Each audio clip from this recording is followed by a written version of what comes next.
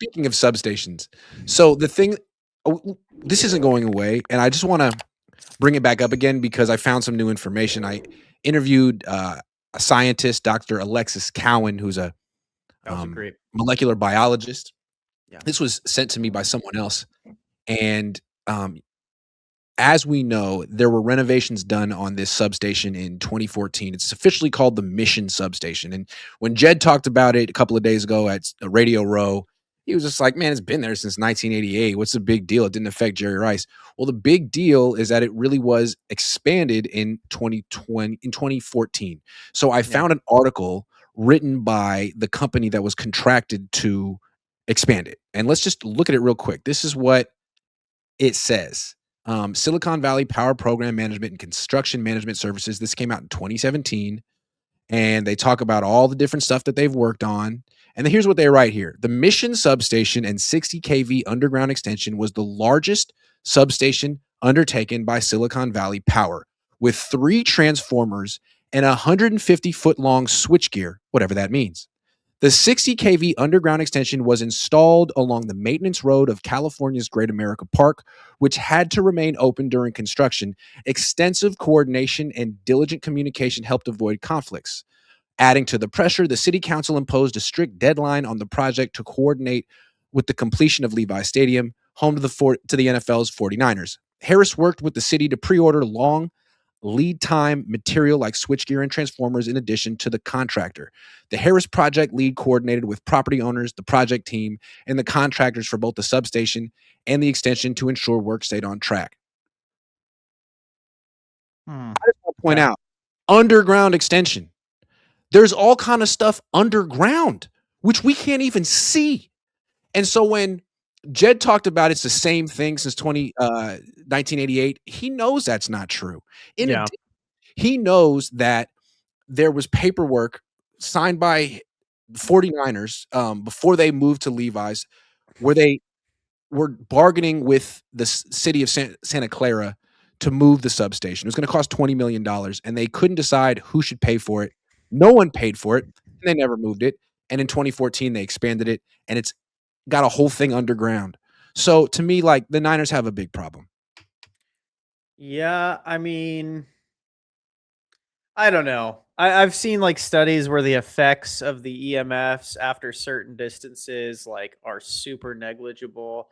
I don't know. I think the biggest issue is now just everyone's thinking about it. Like I think that's the biggest problem is once you get it in your head that it could cause you a problem, it could cause you a problem. What I think is interesting about this is like you can't do the study because you can't like harm people in studies in America. Like you can't say we're gonna expose people to like constant EMF waves and like strong ones for a long period of time. It wouldn't get approved.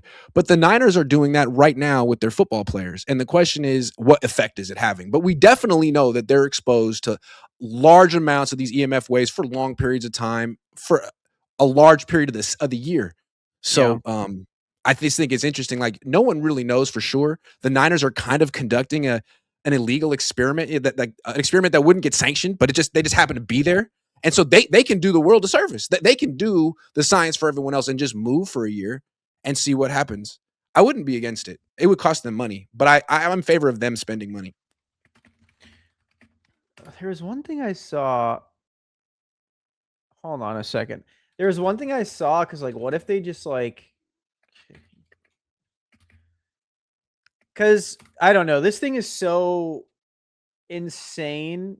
But like, okay, so what if the Niners just did this? Because if you're following this whole EMF wave thing, then you definitely believe about grounding, right? So what if they just install like some people do like brass or some shit? Like, what if they just didn't put brass around the field or like install something where it's like, okay, the field's grounded, you're safe.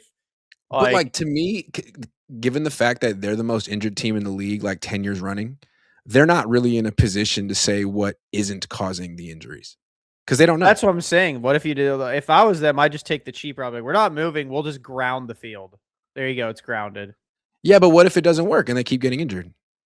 Then it's obviously not that because they're grounding. I don't know about that. I don't know about that. So you think Jed's gonna like where would they even move? Because you'd have to build that pretty quick, no? I mean, they could go to like a college. They could go to Santa Clara University, any school with like fields, and maybe it doesn't have a football team. They're options. They're worth $9 billion. They sold off 10% of their team to renovate Levi's Stadium. They could sell off another 3% or 0.3% to pay for this. I think they should just get ready to leave Santa Clara anyways, but I think they should sell to the Dodgers group. I wish they would, dude. I wish they How do you know would. they won't? How do you know they won't? Because I don't think that They owner would sold off buy. 10% of the team in a year. They're investing in soccer. No, I'm saying I think that owner just wants LA teams. Like he doesn't seem like he wants like other non-LA teams. Seems like he likes his teams in LA. Yeah, but the Niners are the West Coast team in football. They're such a bigger deal than the Rams or the Sure. Chargers. I mean, hey, I wouldn't argue. I'd love if he was the owner because that dude does not care. He just spends. See, He the only guy just that would buy spends. the Niners in the Bay is Joe Lacob, but I'm not sure that he's a better owner than Jed.